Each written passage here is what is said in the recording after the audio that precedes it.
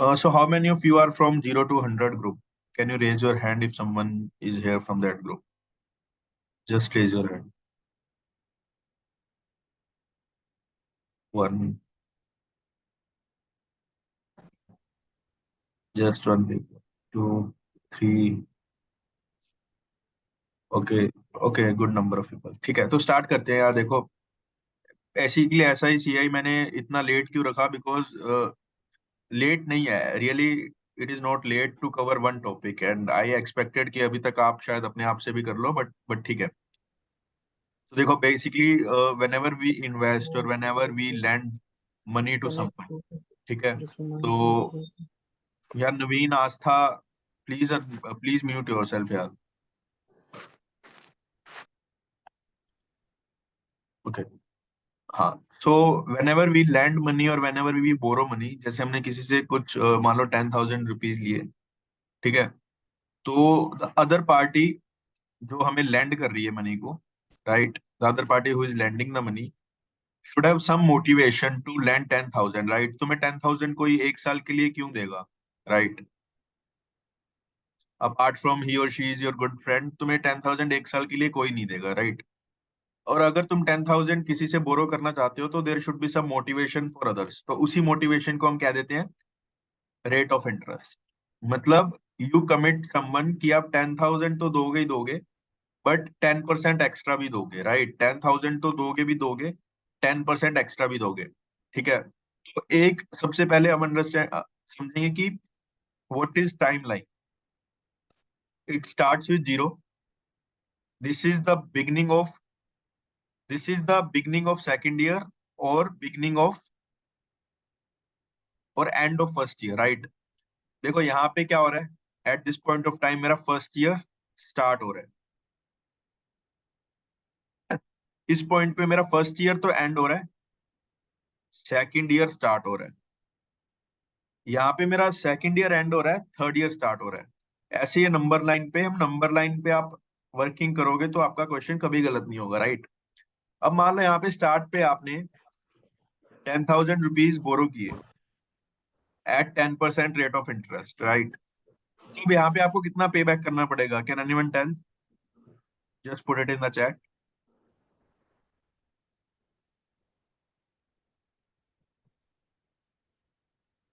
Be active, guys. This class is for you, for no one else. And this would only benefit you, not to me, right? आपको 11,000 पे करना पड़ेगा, right? But what happened here is that मुझे repay करना था, but after 1 year I realized that I don't have 11,000 to pay. Then what should I do? I would request one more year, but what would be the motivation for other party? वो बोलेगा भाई मैं क्यों तुम्हें Excel extend करूँ, तो I will say कि मैं 10% इंटरेस्ट रेट और पे करूंगा आपको, मतलब एक साल मुझे दो तो मैं 10% भी और दे दूंगा। तो eight the end of second year क्या वैल्यू हो जाएगी 10,000 की?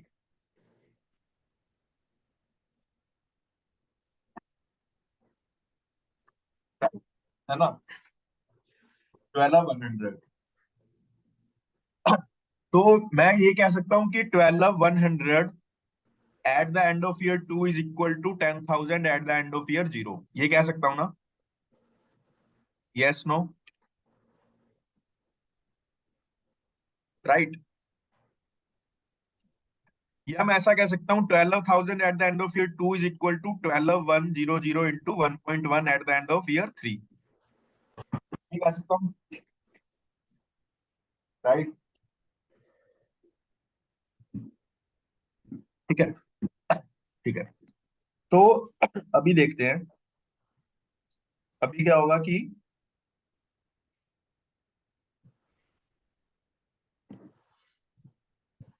हाँ, सो अब क्या होता है कि अभी 10% जो हमने लगाया था, वो 10% में कंफ्यूजन है। 10% इस पे लगेगा या 10% बेस वैल्यू पे लगेगा, मतलब जितने का हमने लोन लिया है, ठीक है। तो in case there is simple interest, तो हमेशा रेट किस पे लगता है, बेस वैल्यू पे।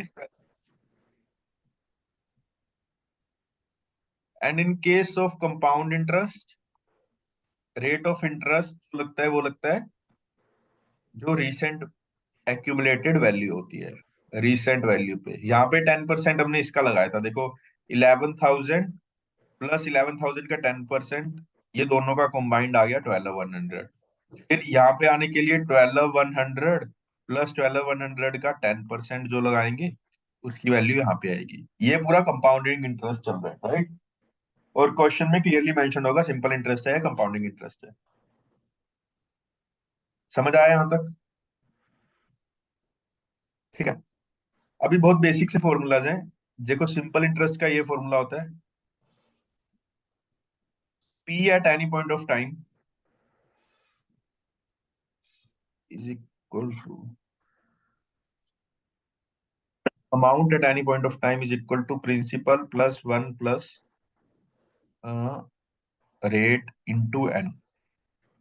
अब यहाँ पे क्या है कि आपने 10,000 बोरो किया, आपको अमाउंट चाहिए आफ्टर 2 इयर्स, तो 1 + 2 इंटू रेट ऑफ इंटरेस्ट। मान लो 10% रेट ऑफ इंटरेस्ट है तो 0.1, राइट। तो 10,000 into 1.2, that means 12,000 would be the value eight the end of year 2। समझ आया? On the other hand CI में क्या होगा?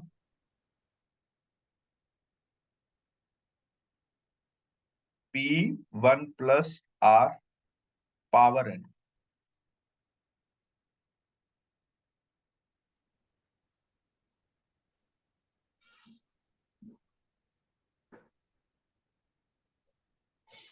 ये होगा, राइट।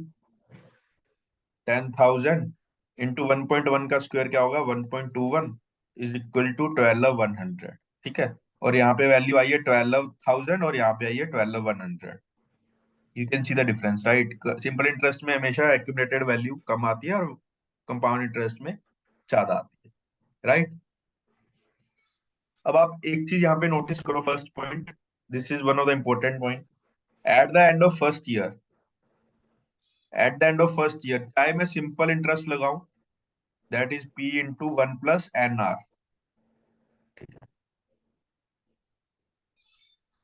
चाहे मैं लगाऊं compounding interest P into 1 + R⁴ ये दोनों की वैल्यू सेम है।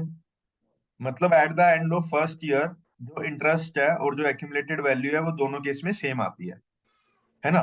अगेन बहुत बेसिक सी चीज है बट ध्यान रखने वाली चीज है,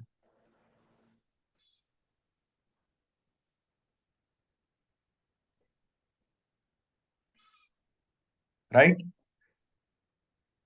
ठीक है। देखो सिंपल इंटरेस्ट कंपाउंड इंटरेस्ट इतना ही है, इससे आगे सिंपल इंटरेस्ट कंपाउंड इंटरेस्ट है ही नहीं। बट होता क्या है, इतनी अंडरस्टैंडिंग के साथ, मतलब तुम्हें इतनी ही अंडरस्टैंडिंग रखनी है, उसके अलावा कुछ नहीं है। सिंपल इंटरेस्ट कंपाउंड इंटरेस्ट में क्या है कि थोड़ी प्रैक्टिस चाहिए होती है। ठीक है। प्रैक्टिस के अलावा यहाँ पे कुछ भी नहीं है, मतलब आपको प्रैक्टिस चाहिए और थोड़ा सा फास्ट चाहिए। फास्ट भी मैं कहूंगा मत लो। सिंपल इंटरेस्ट कंपाउंड इंटरेस्ट का आप आराम से क्वेश्चन करोगे ना, आराम से बिल्कुल आपका क्वेश्चन पक्का होगा। सिर्फ इतनी अंडरस्टैंडिंग चाहिए आपको, बस आपको ये पता होना चाहिए। Just give me minute. हाँ।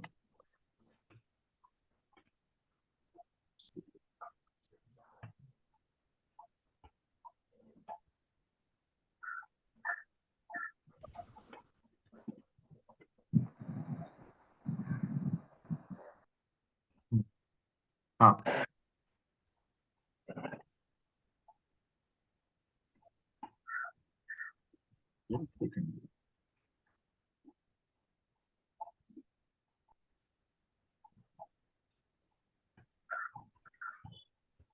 हाँ fine। हाँ, तो देखो आपको बस ये पता होना चाहिए कि जो ये वैल्यू है 0 1 2 3, यहाँ पे मान लो ए वैल्यू है, इसकी वैल्यू सिर्फ इस चीज की वैल्यू यहाँ पे कितनी आ जाएगी बताओ? ये आएगी ना। Do you agree? इसकी वैल्यू या फिर मैं कहूंगा इसकी वैल्यू यहाँ पे कितनी आ जाएगी? A × 1 + R²। सुमित आपको आर नहीं पता ना, आप 1.1 कैसे कह सकते हो? इस क्वेश्चन में आर नहीं पता आपको। ठीक है। इसकी वैल्यू यहाँ पे कितनी आ जाएगी? A × 1 + R⁴। इसकी वैल्यू यहाँ पे कितनी आ जाएगी, ए इंटू 1 + r का क्यूब डिवाइडेड बाय 1 + r का square, that is a into 1 + r। समझ आ रहा है सभी को, 40 पेपर, है ना? Just give me minute.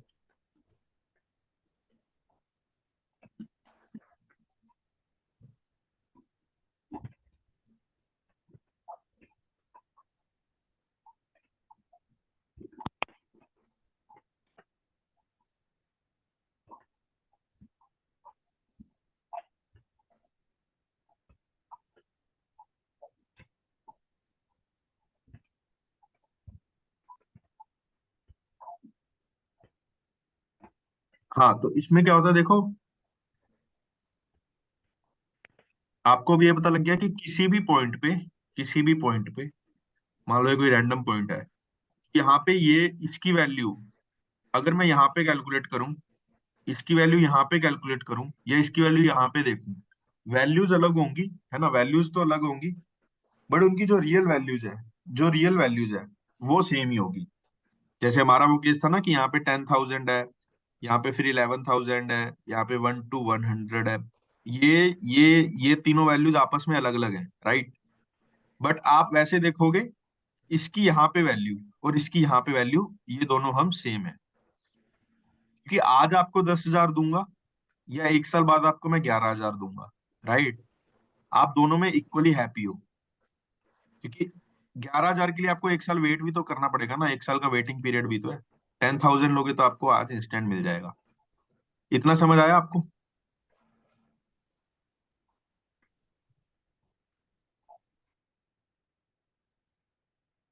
Everyone? हाँ, ठीक है। जस्ट मुझे 1 सेकंड दो गाइस, मेरा कोई कोरियर है, मैं लेके आता हूँ, 1 सेकंड।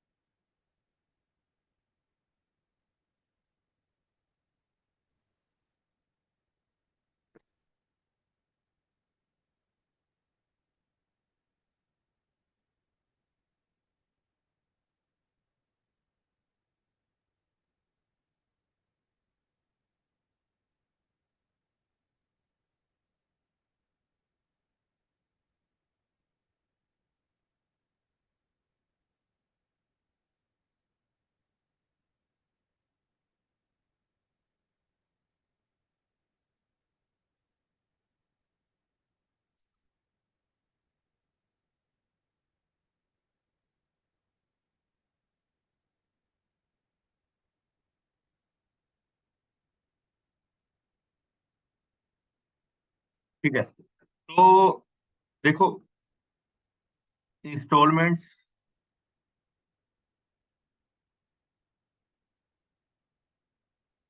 में सबसे बड़ा फंडा यही होता है ना? इंस्टॉलमेंट में सबसे बड़ा फंडा क्या होता है, कि तुम्हें आउटफ्लो और इनफ्लो इक्वल करना है। देखो कैसे, तुमने 0 पॉइंट पे किसी से 10,000 रुपीज बोरो किए, तो तुम यहाँ पे कुछ पेमेंट्स करोगे, x x x x, right? तो कभी भी ऐसा होगा कि जितना आपने रुपया लिया है उससे, जितना आपने उससे मनी लिया है, बोरो किया है, उससे ज्यादा तो आप कभी पे नहीं करोगे ना। रियल वैल्यू में उससे ज्यादा तो कभी आप पे ही नहीं करोगे उसको। ठीक है। तो ये 10,000 को या ये सारे एक्स को मुझे एक पॉइंट पे लाना है, किसी पे मान लो यहाँ पे लाना है, और यहाँ पे इन सब की वैल्यू आपस में इक्वल होनी चाहिए। समझे मेरी बात? ये सारी वैल्यूज ये 10,000 है, मैंने 10,000 लिया है, तो इसकी इसकी इसकी इसकी ये सारे सम 10,000 के इक्वल होने चाहिए ना। उससे ज्यादा तो मैं पे नहीं करूंगा, है ना। ठीक है।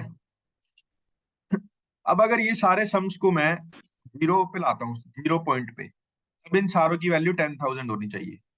अगर मैं इस सारों को लाता हूँ मान लो थर्ड पॉइंट पे, ठीक है, अब इन सारों की वैल्यू किसके इक्वल आनी चाहिए? कोई बता सकता है? अगर मैं सारों को थर्ड पॉइंट पे लेके आऊंगा तो इन सबकी वैल्यू किसके इक्वल आनी चाहिए? 10,000 into 1 plus r the whole cube. हाँ, मतलब इन सब की वैल्यू 10,000 की जो थर्ड पे वैल्यू है उसके इक्वल आनी चाहिए, क्योंकि हम अब सभी को थर्ड के परस्पेक्टिव से देखते हैं। ठीक है। तो इस क्वेश्चंस में, इन सब क्वेश्चंस में बस आपको क्या चीज ध्यान रखनी है कि जो भी वैल्यूज हैं सारी वैल्यूज को आपको एक पॉइंट पे लेके आना है, चाहे कोई पॉइंट पे ही लेके आ जाओ। मतलब बैटर यही रहता है कि फर्स्ट पॉइंट पे लाओ, बट ऐसा कोई हार्ड एंड फास्ट रूल नहीं है कि फर्स्ट पे ही लाओ, आप किसी पे भी ला सकते हो। जैसे फॉर एग्जाम्पल इस क्वेश्चन में ही देखते हैं, अगर मान लो 10% रेट ऑफ इंटरेस्ट है, तो मैं 10,000 को जीरो पे ही ला रहा हूँ, तो 10,000 ही रहेगा। एक्स को अगर मैं इस पे लाऊंगा जीरो पे, क्या हो जाएगा? 1 + 0.1, राइट। या इसको मैं सीधा लिखूंगा तो एक्स बाय, ये वाले एक्स को लाऊंगा तो, फिर ये वाले एक्स को लेके आऊंगा तो, और लास्ट वाले एक्स को लेके आऊंगा तो। ठीक है। अब आपके पास ये क्या बन रहा है? ये जीपी बन रही है। जीपी का क्या फॉर्मूला होता है? ए इंटू 1 - क्या होता है? 1 बाय, हाँ, 1 - 1/1.1 की पावर 4।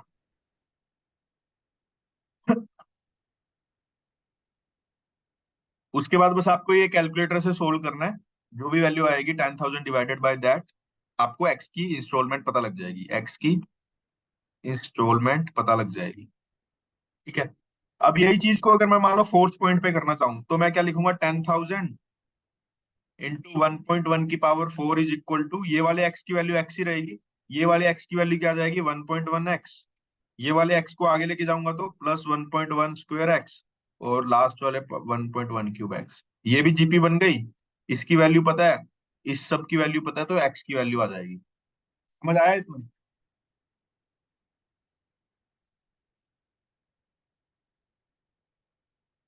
Yes no? यार 40 लोगों में से एक दो रिप्लाई करेंगे तो तुम बाद में पूछते हो कि 99 परसेंटाइल मेरे क्यों नहीं आ रहे। तुम तो एफर्ट्स ही नहीं डाल रहे। दूसरी साइड से तुम यस नो बताने में भी, तुम्हें टाइप करने में भी वो हो रहा है। मतलब 40 लोगों में से अगर दो लोग रिप्लाई कर रहे हैं तो 2/40, राइट, दैट इज 1/20। इन्हीं लोगों की तो 95 परसेंटाइल से ऊपर आती है, 5% जो आप लोग कहते हो कि मेरी क्यों नहीं आ रही। क्योंकि आप देखो अपना टाइम भी दे रहे हो, बट आप अगर 1 घंटा यहाँ पे बैठ के कुछ समझे ना, तो उससे बढ़िया तो आप इंजॉय करो इस वाले ये टाइम को। क्यों आप वेस्ट कर रहे हो इस क्लास में टाइम? आप टाइम भी दे रहे हो, एफर्ट्स भी नहीं आ रहे, कुछ सीख के भी नहीं जाओगे, मार्क्स भी नहीं आएंगे। मार्क्स में ऐसा थोड़ी होता है कि कुछ मार्क्स मार्क्स लाने के लिए तुम्हें कुछ अलग करना पड़ता है। यही छोटी छोटी क्लासों में चीजें ध्यान रखो, डायरेक्ट चीजें भी आ जाती है यहीं से। ठीक है। अब थोड़ी थोड़ी चीजें आपको याद रखनी है जो आपको शायद कहीं ना कभी हेल्प कर जाए। 1.1 का स्क्वायर क्या होता है? 1.21। एंड 1.1 का क्यूब क्या होता है? 1.331 आएगा इस।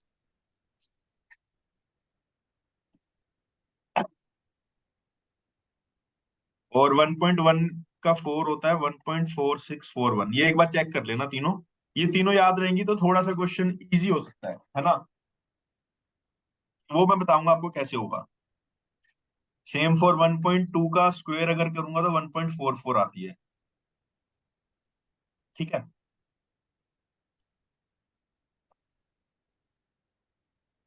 अब मुझे ये बताओ, ऐसा ही सीए में आपने कौन कौन टाइप के क्वेश्चंस देखे हुए हैं? Can I just ask one doubt before या you move forward? Is it okay? या Yeah, can you just, it's a very simple doubt, but can you just go back to the previous question and show that calculation part? 10,000 is equal to like that equation that you wrote. So how would you, like, you said using the calculator you can find the value, right? So can you just maybe tell us like how you would go about it probably in the exam using that calculator? Because it's a bit different, right? No no, it would be Ah, easy. See, okay. you have to solve this equation. Mm-hmm. Take 1.14, I mean, 1.14 minus 1 by 1.14 divided by 1.1 minus 1 would be 0.1, and this would be 1.1. So 1.1 here, this would become 3, right? 1.1 power 3. So Okay. simplifying this, you have to write Okay. Okay. 1.14 Okay, minus I 1. got it. No, I got it. No, I just wanted to see. Okay, so you want to first simplify and then you want to continue. Okay, cool. See, Okay. it's basically depends on your speed. If you are good at solving this equation, because there is no clear cut formula how to solve this. This Okay, is the basic one. Then again, it depends on your speed, how fast you do that. got it. But even if you spend 2 minutes in this question, but in that 2 minutes, make sure that you are doing everything correctly. I don't want Mm. कि आपने 2 minute invest करने के बाद you are getting a wrong answer, right? Great, great. Got it. Okay, okay. I just wanted to check. Okay, thank you. Yes, Sanjeev. या hello भैया, I wanted to ask doubt. जैसे कि questions आते हैं ना कि इक्वल इंस्टॉलमेंट, जैसे कोई सम होता है हम्म कि हमें इतना डेप्थ क्लियर करना है इक्वल इंस्टॉलमेंट में आफ्टर 3 और 4 इयर्स, और एक रेट हम्म, ऑफ इंटरेस्ट दिया होता है। हाँ तो वो हाँ, इक्वल इंस्टॉलमेंट वाले क्वेश्चंस कैसे करना है मतलब? यही तो बताया है, ये नहीं नहीं, इंस्टॉलमेंट है। ये वाले तो ठीक, मतलब जैसे कि आफ्टर 4, मतलब कि रेट ऑफ, अगर ये तो कंपाउंड इंटरेस्ट हो गया, अगर वो सिंपल इंटरेस्ट दे रखा हो बेसिकली। हाँ, तो सिंपल इंटरेस्ट में 1.1 की पावर की जगह उसमें जैसे 2 इयर्स का है, तो 1 + 2 × 0.1, दैट मीन्स वो 1.2 बन जाएगा। यहाँ पे 1.1 स्क्वायर बन रहा है तो वहाँ पे 1.12 बन जाएगा, बस यही फर्क है। नहीं नहीं, मतलब जैसे कि उसमें दे रखा है कि एक उसको 4 साल बाद एक डेप्थ है 9,680 रुपये, उसको हाँ क्लियर हाँ करना है। ठीक है। एंड आफ्टर 4 इयर्स और 14% का सिंपल इंटरेस्ट है, हाँ और हर साल के एंड में वो इक्वल इंस्टॉलमेंट दे रहा है। हाँ तो कितना इंस्टॉलमेंट देगा? हाँ, तो सेम ही है ना। आप क्वेश्चन को लेके कर रहे हो, 4 साल में यहाँ पे 980 उसको पे करना है। 9,680। हाँ, मतलब जो भी है, ठीक है। हाँ तो ठीक है। 9,680 इज इक्वल टू, यहाँ पे मान लो एक्स इंस्टॉलमेंट वो पे कर रहा है, यहाँ पे ठीक एक्स कर रहा है, यहाँ पे एक्स कर रहा है, और एक यहाँ पे एक्स कर रहा है। ठीक है। तो ये वाली एक्स की वैल्यू एक्स, ये वाली एक्स की वैल्यू 1.14 एक्स जो आप बता रहे हो, ओके और ये वाली एक्स की वैल्यू 1.28 एक्स, क्योंकि सिंपल इंटरेस्ट है तो सिंपल ओके ऐड होता ओके। रहेगा interest. 1.4342x। Got it. Thank you.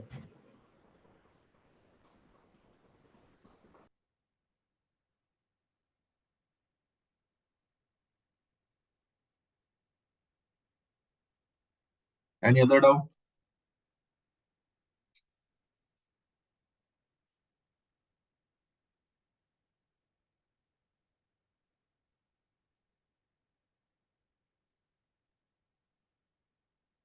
या मैं चैट नहीं कर पा रहा हूँ, if you can just unmute yourself, सुनो।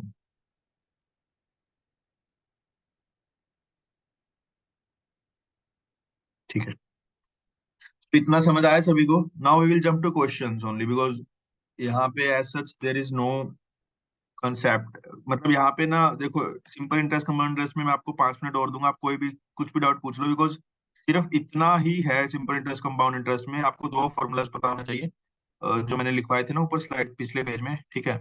Just give me a minute. हाँ, ये रहे, ठीक है।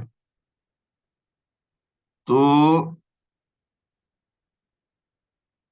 हाँ, एक तो कंपाउंड इंटरेस्ट का ये फॉर्मूला होता है और सिंपल इंटरेस्ट का ये फॉर्मूला होता है, ठीक है? नेक्स्ट थिंग इज दिस, अगर आपको ये आता है ना आप सब कुछ कर लोगे, अगर आपको ये चीज समझ आई है कि टाइमलाइन पे कैसे खेलना है। टाइमलाइन पे अगर मैं आपको डिफरेंट वैल्यूज भी देता हूँ, अगर आपको उसको एक टाइम पे लेके आना आता है कि उसको एक टाइम पे कैसे लेके आए, तो आप आराम से कोई भी क्वेश्चन सॉल्व कर लोगे। बट अगर आपको वो चीज नहीं आती, तो फिर आपको आप कितनी भी अंडरस्टैंडिंग, क्योंकि आप अंडरस्टैंडिंग डेवलप नहीं कर पा रहे हो, आप रट्टा लगा रहे हो, रट्टा नहीं काम करेगा यहाँ पे।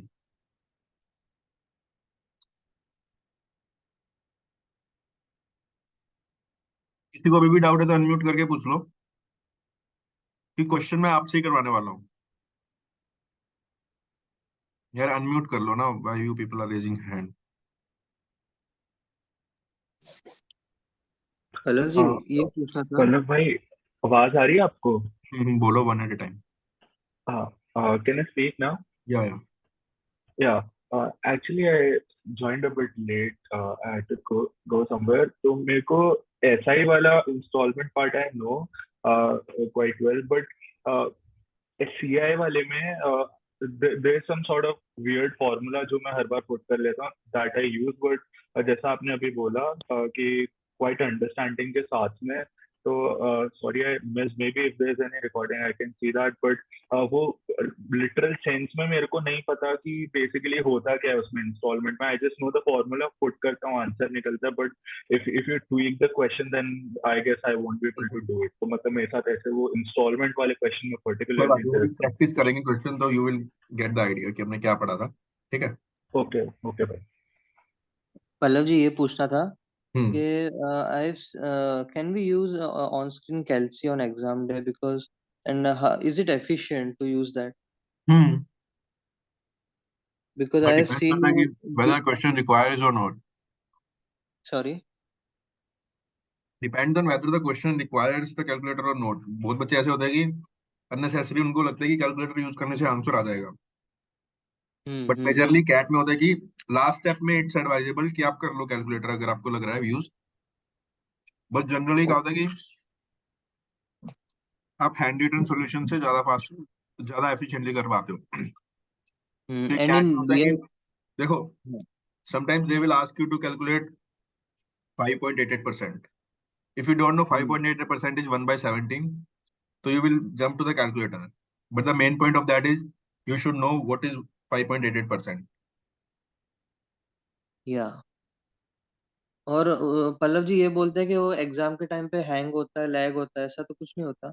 नहीं, वो आप पता नहीं किससे सुन रहे हो, बट ऐसा नहीं होता। अच्छा, थैंक यू.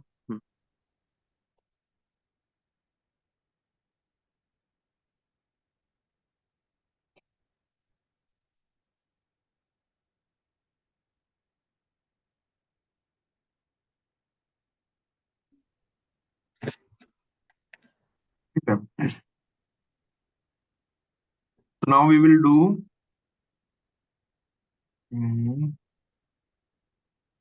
एक second. Let me share the screen.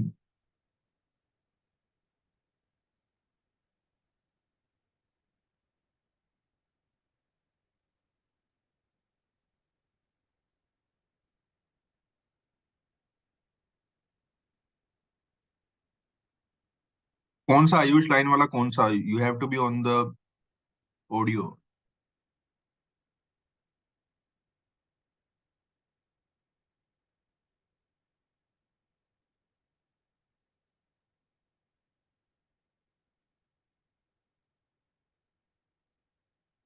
Just give me a minute, guys.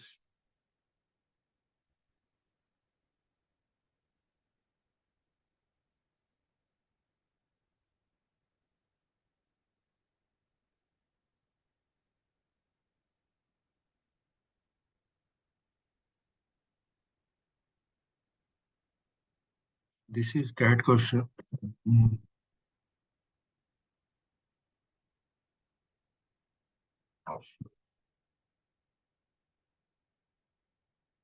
एक बार everyone do read this question, then we will solve it.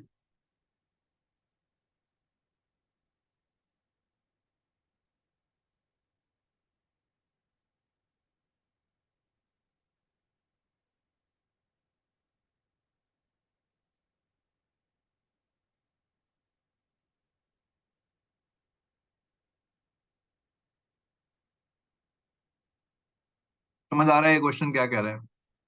Can anyone explain?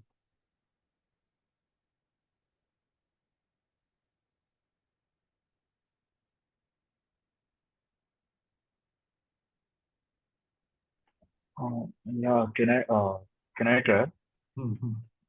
Yeah.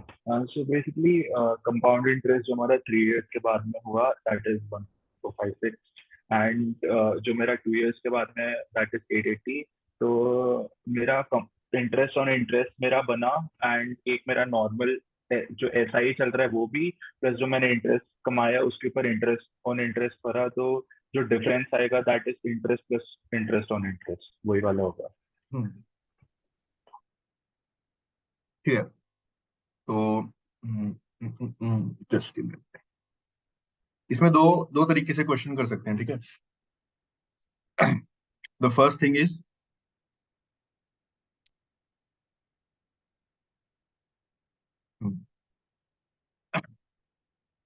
Compound interest eight the end of 3 years कैसे निकालूंगा मैं? कोई बता सकता है? Just give it A try. PR cube minus P. नहीं नहीं, PR क्यूब माइनस P ये होता है क्या? फॉर्मूला होता है? I mean P into 1 plus R cube. Is it just PR cube? No no,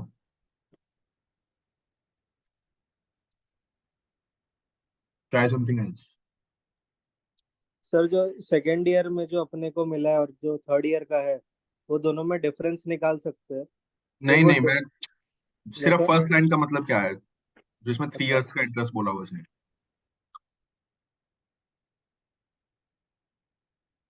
how would you calculate that? Through variables, PR की terms में. That would be 1 plus R upon 100 into P R cube, right? 1 plus R upon 100 ka cube into P. That would be the case. No. Will it be P into 1 plus R the whole cube minus P? Yeah, this is correct. So what you guys are doing by doing the P into 1 plus R cube, जो हमने 10,000 वाला example लिया था, right? वो आप 10,000 को third year पे लेके आ रहे हो, पूरे 10,000 को. प्रिंसिपल प्लस इंटरेस्ट है वो. 10,000 इंटू 1 प्लस R क्यूब अगर आप करोगे, मान लो R 10% है, तो आपका जो भी आंसर आएगा that is your principal plus interest. Principal interest में अगर मैं इंटरेस्ट प्रिंसिपल माइनस कर दूंगा, तब मेरे पास सिर्फ क्या रह जाएगा? इंटरेस्ट. Getting my point? जिन्होंने P into 1 plus R cube किया था, सिर्फ समझ आया कहाँ पे गलती कर रहे थे? या सर, सर जो मैंने स्टार्टिंग में बोला था PR क्यूब माइनस P, वही तो हुआ ना फिर. PR क्यूब क्या होता है? मतलब P into R cube sir क्या होता है? सर किसको R होती है? Sir R cube is equals to 1 plus छोटा R बाय 100. मैं मतलब उसको R क्यूब बोल देता हूँ. नहीं सॉरी, नहीं, तो माय. वो, हाँ, तो वो सही है, बट आपका स्टाइल अलग था ना बोलने का. आप हाँ, किसी को, सॉरी सॉरी, माय हाँ, मिस्टेक. ठीक है. तो फर्स्ट इक्वेशन इससे आ जाएगी. In CAT you have to utilise every info that is there.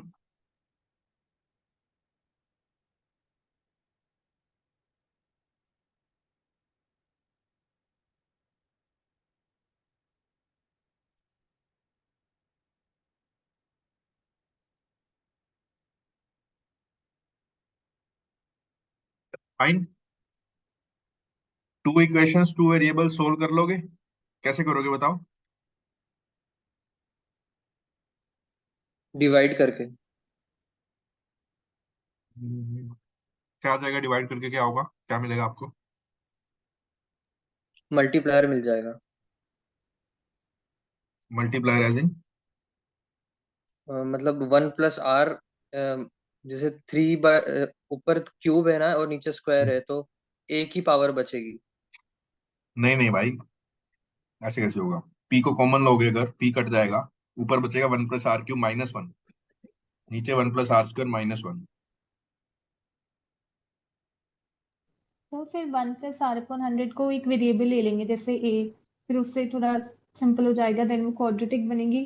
तो उससे a की वैल्यू आ जाएगी, then we'll replace it in that main equation 1 plus r upon 100. तो what you can do is just divide both equations, you will get r because p cut जाएगा, ऊपर से p common, नीचे से p common, divide करो, p cut गया, r की एक वैल्यू आ गई, देन r सब्स्टिट्यूट करना कोई भी इक्वेशन में, you will gate p, simple, ठीक है। कंप्यूट द प्रिंसिपल इन्वेस्टेड, तुम्हें प्रिंसिपल निकालना है, ठीक है। दूसरा मेथड क्या है, इस पे आपको लगेगा थोड़ा सा टाइम, मतलब this is good method, this is not incorrect और something, and this will be known to like 99% जनता को यही मेथड पता है, and people do apply this method, there is nothing wrong. But आपको एक और चीज बताना चाह रहा हूं मैं, वो देखना।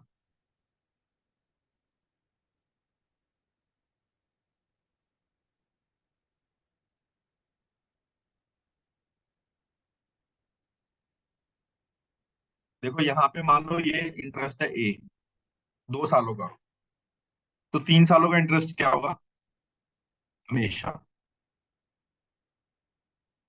ए into 1+r।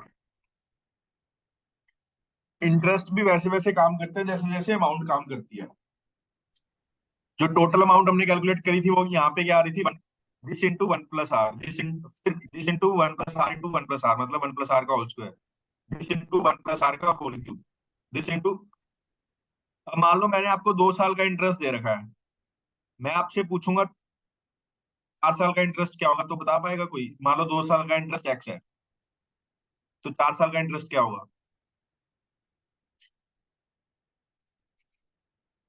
Till 2 years interest is x rupees, तो 4 years तक इंटरेस्ट क्या बन जाएगा वो, in terms of x and r?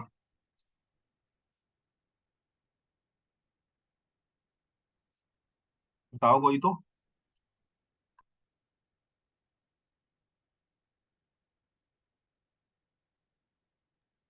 x into 1+r/100 power 2 या 4, 2 साल या 4 साल, जो भी बोले वो, आई गेस। हाँ 1 स्क्वायर, क्योंकि 2 साल का x दे रखा है ना। अगर आपका 0% पे कोई वैल्यू होती है, उसको 4 पे लेके जाना है तो तुम पावर 4 करते। बट अगर ऑलरेडी वैल्यू आपकी सेकंड ईयर पे है, वो 2 स्टेप ऑलरेडी आगे है, तब आप उसको 2 ही स्टेप आगे बढ़ाओगे ना, तो इसीलिए पावर 2 करेंगे, ठीक है। नाउ इस क्वेश्चन में बताओ वो चीज कैसे अप्लाई होगी, देख के बताओ इसे, just give it A shot कि कैसे अप्लाई होगी इस क्वेश्चन।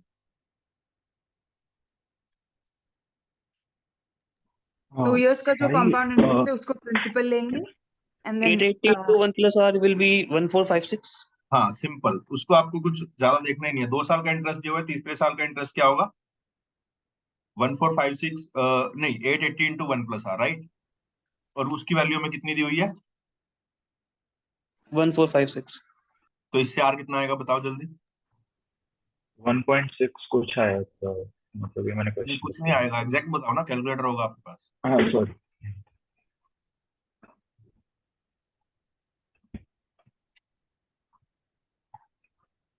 1.654, यानी कि 65.4%। हाँ 65 आपसे पूछा गया उसने प्रिंसिपल, अब प्रिंसिपल कैसे आएगा कोई बताओ। भाई मतलब P R square minus P is equals to 880, तो उधर हम अपनी 65.4 की वैल्यू, हाँ जी सॉरी, पी, हाँ ये वाली हमने वैल्यू पुट कर दी, एंड इज इक्वल्स टू 880, यहाँ से क्या and that would be your, हाँ यहाँ जी ठीक है, समझ आया सभी को।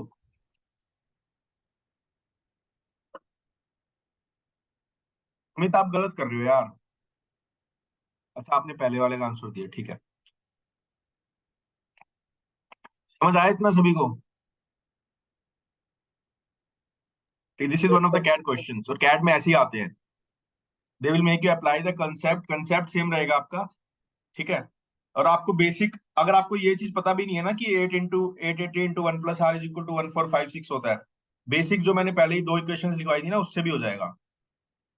तो ऐसा मत सोचना कि आपको कोई नई चीज सीखने की जरूरत ही है, ये सब चीजें जो मैं बता रहा हूँ, this comes with lot of practice. मान लो आपने कोई अजीब सा क्वेश्चन प्रैक्टिस किया, देन आपने कभी ग्रुप में पूछा कि ऐसा क्वेश्चन कैसे सोल्व करेंगे, तो someone will tell you there is a trick, right?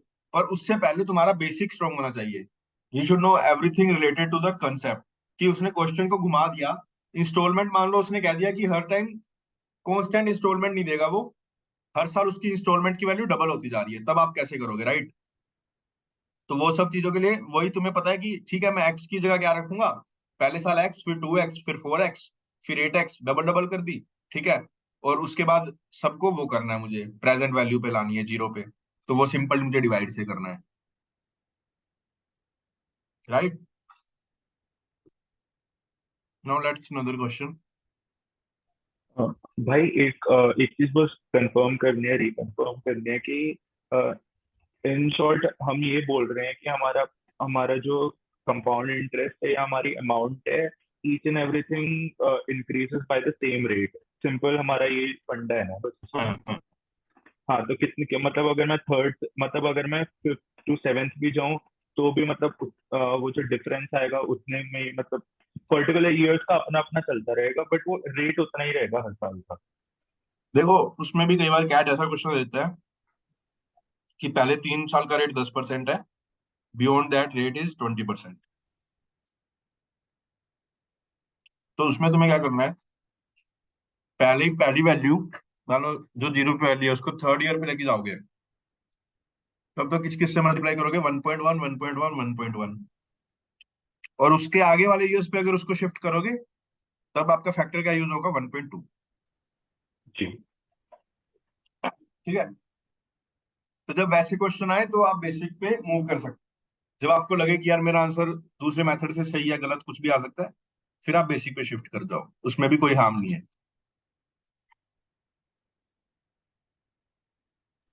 Okay.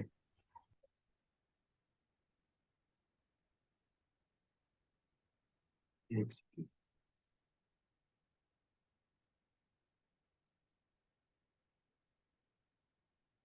And भाई कुछ क्वेश्चंस में मतलब मैंने जो कभी कभार ऐसे फेस करे, मान लीजिए हमारे को वैल्यू निकालनी है आर की, दैट इज हमारा रेट ऑफ इंटरेस्ट निकालना है, एंड मेरे जो मेरी वैल्यूज आ रही हैं वो पावर ऑफ 4 या 5 में आ गया, एंड अब मेरे को सिर्फ उसको यूज करके मेरी वैल्यू निकालना है। कैलकुलेटर में सिर्फ क्यूब रूट मतलब स्क्वायर रूट रहता है, तो उसका कोई कुछ ऐसे वे होता है कि हम कैसे निकाल। 1.1 5 बार करना पड़ेगा। नहीं नहीं, मैं कह रहा हूँ स्क्वायर करना तो आसान है, बट मान लीजिए कि मतलब 1 + R cube is equal 1 + R cube is equals to 1.23। तो अब मेरे को आर की वैल्यू निकालनी है, तो उसमें बड़ी दिक्कत हो जाती है कि अब मैं कैसे देखो, निकालूं उसमें भी दो तरीके होते हैं। उसमें होता है कि अगर उसने आर पूछा क्वेश्चन में, ठीक है, तो जी। You can do by choice. मतलब चॉइस में क्या कर रहा हूँ, पहला ए ऑप्शन रखो 1 आर की जगह, फिर सेकंड ऑप्शन रखो, फिर थर्ड रखो, जो ऑप्शन सेटिस्फाई करेगा that would be the answer. जी। कभी कभी क्या है कि आपको आंसर कुछ और पूछ रहा होता है, तो आपको क्वेश्चन मतलब अगर वैसा है सीन, तो आपको आर निकालने की जरूरत ही नहीं पड़ेगी। वो इक्वेशन को आप वैसे ही कहीं और यूज कर सकते हो। मतलब जो आपकी इक्वेशन है 1 + r³ = सम वैल्यू, कहीं और उसमें उसमें यूज आएगा कि 1 + r⁶ यूज करनी है। तो सिंपल वही इक्वेशन को अगर दोनों साइड स्क्वायर करोगे तो यू विल गेट 1 + r⁶। हम्म, तो वो क्वेश्चन देख के नहीं क्या। बनाते हैं। जी। हाँ। ठीक है, तो ठीक उस है। हिसाब से क्वेश्चन आएगा कि एग्जैक्ट आर, क्योंकि वैसे एग्जैक्ट आर आप नहीं पूछ कर पाओगे। अगर एग्जैक्ट आर पूछ रहा है तो फिर आप बाय वन ऑप्शन से करो। हाँ, वो कैट के क्वेश्चंस भी नहीं थे, हम्म। वो बाहर के ही बनाते हैं। कैट वाले तो स्ट्रेट फॉरवर्ड होते हैं। मैं एग्जैक्ट कैट के देख रहा हूँ, कैट के मिल नहीं रहे।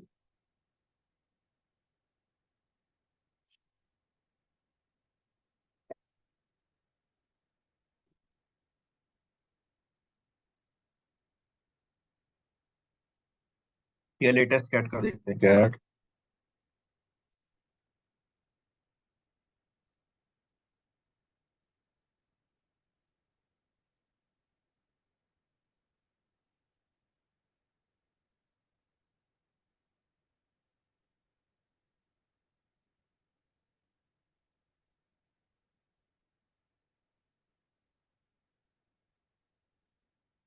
देखो अब देखो, ऐसा क्वेश्चन आएगा आपको।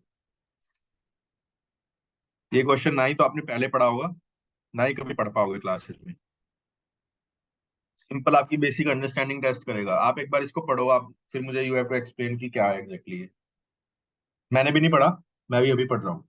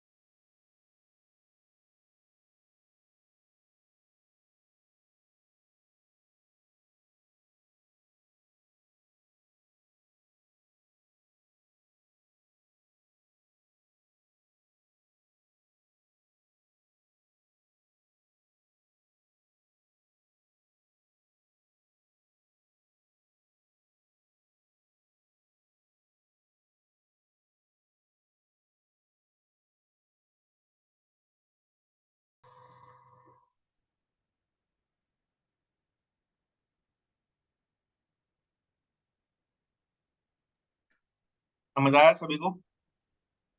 एनीवन जिसको समझ नहीं आया?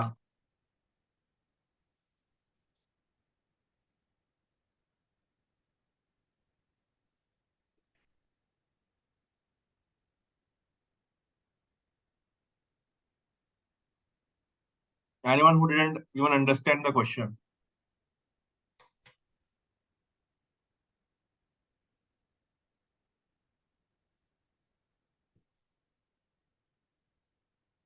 सबको समझ आ गया? हाँ जी। देखो, 1/5 of capital at 6%, 1/3 at 10%, and remaining at 1%. Minimum number of years for the cumulative interest income from these investments to equal or exceed his initial capital. Right? 1/5 capital at 6%. 1/3 at 10%. And the remaining कितनी हुई? यही हुई ना? 700.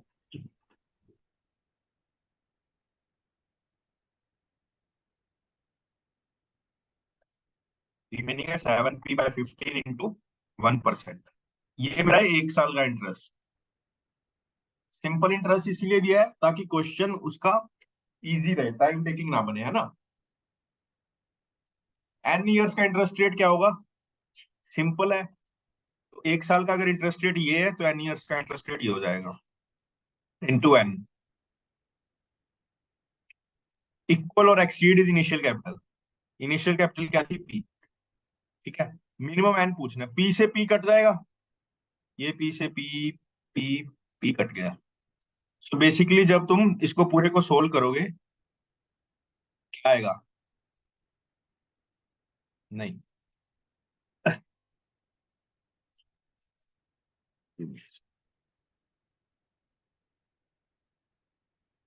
इसको अगर solving करोगे तो you will get some equation is equal to 1, है ना?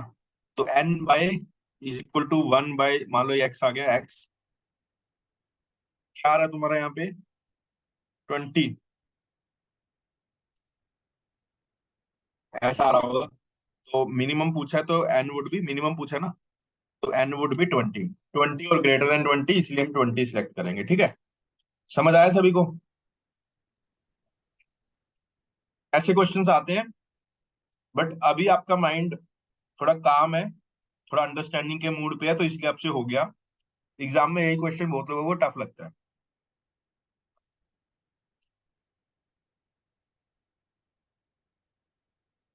लोग बोलते हैं ना कि एग्जाम में नहीं हो रहा, बाद में हो रहा है, उसका रीजन यही है कि एग्जाम में हम चीजों को अलग वे से देखते हैं, बाहर आके अलग वे से देखते हैं, है ना।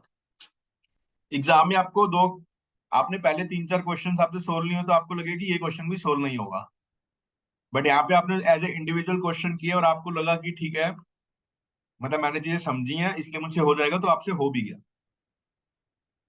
राइट। देखते हैं कोई और क्वेश्चन आया है क्या, नहीं आया। तो जैसे ये लास्ट क्वेश्चन था, इसमें एकदम स्ट्राइक किया कि एग्जांपल ले लेते हैं, 3000 ले लेते हैं एंड 600,000 एंड 1400 में डिवाइड कर लेते हैं। हाँ, तो कैसे जज करें कि किस केस में एग्जांपल लेना है नहीं, बिकॉज उस हिसाब से 18 आ रहा था। देखो किस केस में लेना होता है, यहाँ पे जैसे क्वेश्चन उसने पूछा था इंटरेस्ट रेट, नहीं नंबर ऑफ इयर्स, राइट। ठीक है, सॉरी, तो इसमें पूछा था नंबर ऑफ ईयर्स। देखो उसके लिए मैं तो यही कहूंगा कि आप मत ही लो, अगर आपको ये अंडरस्टैंडिंग नहीं है कहाँ लेना है कहाँ नहीं, क्योंकि ये एक ऐसा देखो, ये एक ऐसा टॉपिक है ना जहाँ पे कई बार इंटर रिलेटेड चीजें आ सकती हैं, कई बार नहीं भी आती। तो यहाँ पे क्या था, मुझे मतलब क्वेश्चन देख के पता लग गया था कि पी तो वैसे भी कटेगा, वो आप पी की वैल्यू अगर 3000 भी लोगे या जो भी लोगे, उससे आपकी कैलकुलेशन रिड्यूस नहीं होगी, क्योंकि वो अल्टीमेटली वैल्यू तो कटनी है। मान लो पी को मैंने 3000 लेता, फिर भी वो दोनों साइड में है तो वो कटता ही है ना। तो बेसिक मैं तो हमेशा, देखो यार, मैंने कभी कभी भी मैंने जब क्वेश्चन सोल्व किया, मैं बहुत फास्ट क्वेश्चन सोल्व करता हूँ और बहुत बेसिक वे से करता हूँ। आपको कभी मैं लाइव क्वेश्चन सोल्विंग दिखाऊंगा तो आप कहोगे कि मतलब ये सारी चीजें मुझे आती हैं, बट ये है कि मैंने ये थोड़ा जल्दी काट दिया, ठीक है, मैंने इस पे सोचा नहीं, मैंने क्वेश्चन पढ़ते ही मुझे ये क्लिक हो गया कि ऐसे करना है। ठीक है, उसके बाद कुछ भी मुश्किल नहीं है इस क्वेश्चन में। 100 आप यहाँ से कॉमन ले सकते हो, इस 100 को यहाँ 100 शिफ्ट करवा सकते हो। उसके बाद 5 3 15 का एलसीएम 15 ही है। ठीक है, तो आपको 6 3 जा 18 आ गया यहाँ पे। ठीक है, तो वो गलतियां नहीं करनी। ठीक है, गॉट उस बाकी बाकी नॉर्मल है, बाकी कुछ नहीं है आपका। एज्यूम में क्या होता है ना, कई बार अगर आपको आइडिया नहीं है तो क्या होगा कि आप एज्यूम करके कर लोगे और फिर आपको 1-2 मिनट बाद रियलाइज होगा कि यार ये क्वेश्चन एज्यूम करके हो नहीं रहा। तो उससे बेटर है कि वो चीज पहले देख लो कि हो, मतलब पहले एज्यूम ही मत करो, ताकि आपका अगर 10 20 30 सेकंड एक्स्ट्रा भी लगेंगे तो आपको वापस नहीं आना पड़ेगा। क्वेश्चन में, क्वांट में हमेशा यही होता है, आपका टाइम वेस्ट तभी होगा जब आप क्वेश्चन एक बार से ज्यादा बार सोल्व करोगे। अगर आप एक बार क्वेश्चन सोल्व कर रहे हो, अगर 5 मिनट में भी सोल्व कर रहे हो ना, बिलीव मी, आपका कहीं टाइम वेस्ट नहीं होगा। अगर मैं max to max, worst to worst case, अगर 5 मिनट भी ले रहे हो ना, जो बंदा 5 मिनट ले रहा है वो कितना स्लो होगा, है ना। वो फिर भी 8 क्वेश्चन सोल्व करके निकल जाएगा एग्जाम में, 24 नंबर फिर भी ले आएगा, है ना। बट ऐसा नहीं है कि 5 मिनट ले रहे हो फिर सोल्व नहीं हुआ, फिर 5 मिनट ले रहे हो उसी पे। ठीक है, अब देखो इस पेपर में सिर्फ ये क्वेश्चन था, बाकी पेपर में अगर मैं देखूं स्लोट, लेट्स सी। भाई एक आई क्वांटा की वेबसाइट है, उस पे सारे उसने परसेंटेजेस बेस पे दिए हुए हैं, वो चैट में सेंड करूं आपको, मतलब यहाँ पे। हाँ ये नहीं करेंगे, 5 पेपर। हाँ चैट, चैट के, हाँ ये चैट क्यों देते रे अगले लोग? Arithmetic basics. अरिथमेटिक में हाँ जी। नहीं, टेस्ट है ना ये तो। ओ हाँ, नहीं,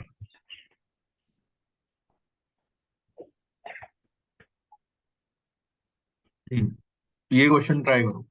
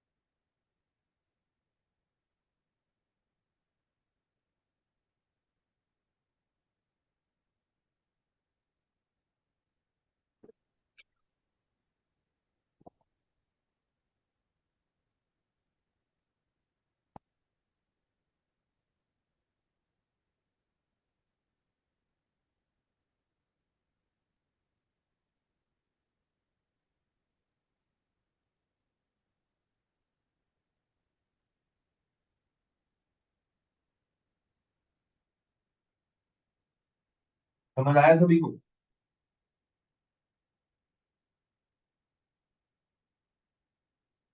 Anyone who didn't get this question?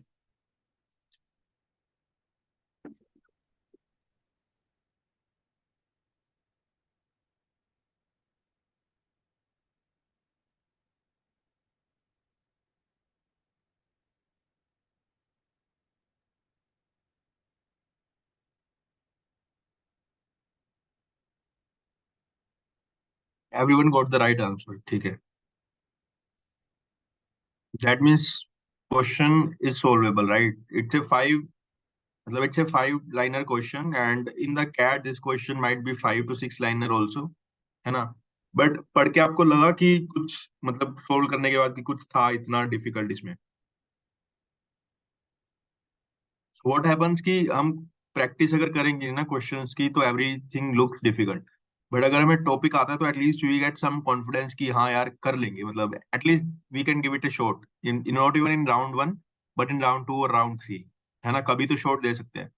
तो इसमें क्या था, Neetu has an initial capital of 20,000. Out of this she invest 8,000 at 5.5% in a bank, 5,000 at this percent, and the remaining amount at X% in bank C. ठीक है. Each rate being simple interest, her combined annual interest from this investment is equal to 5% of the initial capital outlay. तो 5% मतलब 1,000 rupees हमारा total interest हो गया. 8,000 into 5.5% से कुछ आएगा, 5,000 इंटू 5.6% से कुछ आएगा, और रिमेनिंग अमाउंट मेरी आ जाएगी 7,000. 7,000 इंटू X% करूंगा तो X की वैल्यू मेरे पास आ जाएगी. If she had invested her entire capital in the bank C alone, then तो यहाँ पे X की वैल्यू 4% आ जाएगी. पूरा बैंक सी में डालता तो उसको 4% रेट मिलता. 20,000 का 4% निकालेंगे तो that would B annual interest income, that is 800. Right? Simple question था, है ना? Just one thing I need to tell for these type of questions is that ये चीज ध्यान से पढ़ना कि उसने लास्ट में पूछा क्या है.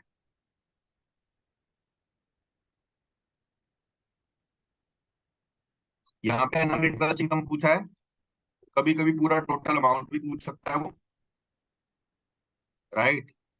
कभी कभी कुछ और भी पूछ सकता है. तो कभी like it happened with me a lot of time कि मेरा सारा प्रोसेस सही था, सब वैल्यू सही थी, बट मैंने बता कुछ और दिया, क्वेश्चन एग्जैक्टली कुछ और रहा था. ठीक है? तो थोड़ा सा उस पर फोकस करना क्योंकि वो बहुत सिली मिस्टेक्स होती हैं.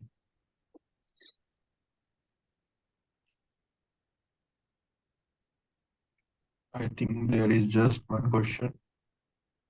Let's check slot 1 also. भाई आपने कौन सा पेपर लिखा था इस साल वाला? मैंने slot 3. ओके.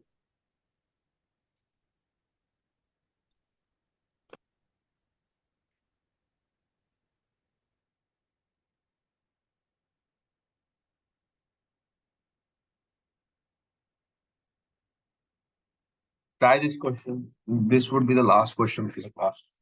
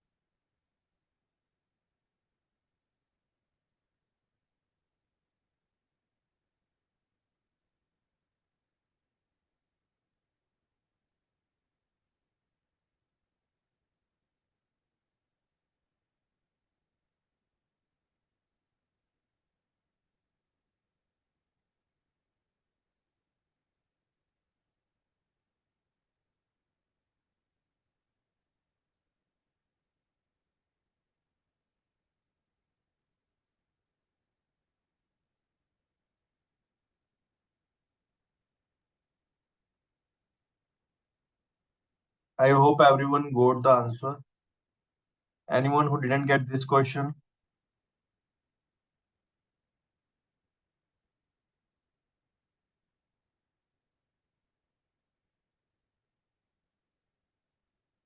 Basically इस क्वेश्चन में कुछ भी नहीं था. Anyone who didn't get this question? ठीक है. So basically इस क्वेश्चन में कुछ भी नहीं था. देखो simple interest to the first part.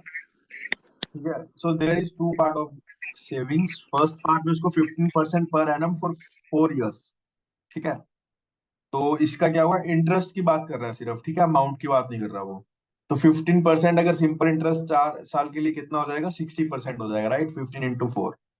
ठीक है. 60% of the first part is equal to simple interest earned on the second part at 12% for the 3 years of 36% of second part, right. तो मैं इसमें क्या लिख सकता हूँ, 60/100 into first part is equal to 36/100 into second part, right. Then the percentage of his savings invested in the first part is ये तो मतलब बहुत इजी क्वेश्चन हो गया ना. You will get the ratio just by equating the equations. And फिर आपको बस परसेंटेज की टर्म्स में पूछा है. तो एक जैसे फर्स्ट पार्ट 3 है तो सेकंड पार्ट 5 होगा, तो 3:5 में आएगा. तो इसलिए टोटल सेविंग्स का 3/8 हो जाएगा, इसलिए 37.5% है ना.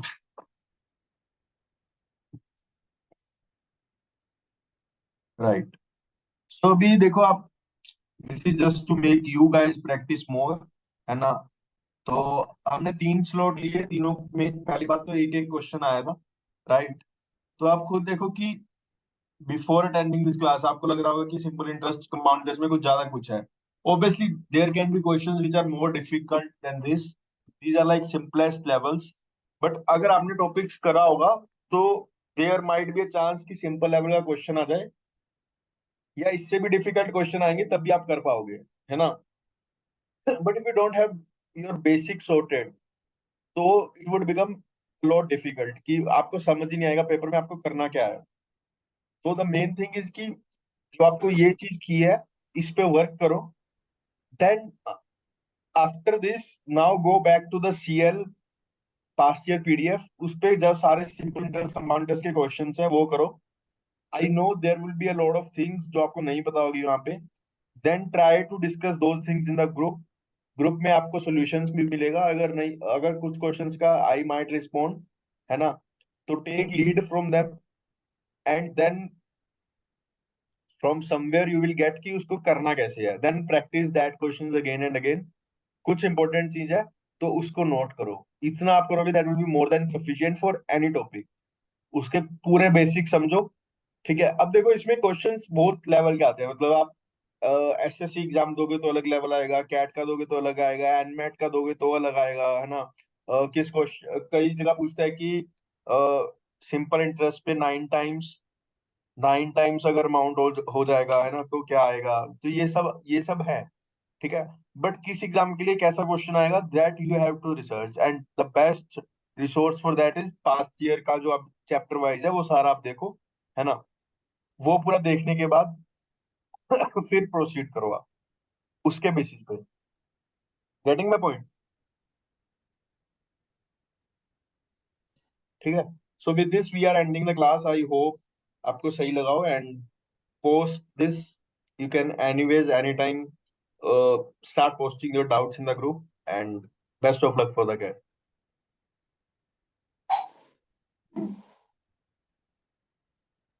Thank you, sir.